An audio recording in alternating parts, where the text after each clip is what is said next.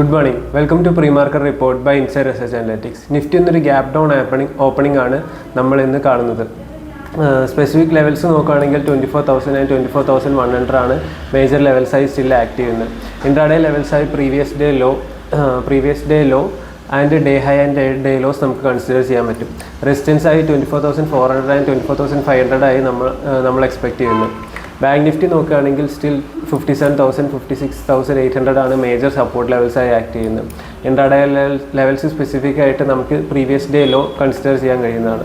അതേപോലെ 24,200 എന്ന rounding number നമുക്ക് കൺസിഡർ ചെയ്യാൻ കഴിയും.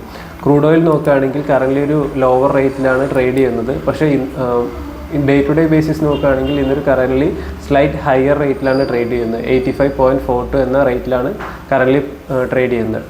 Thank you.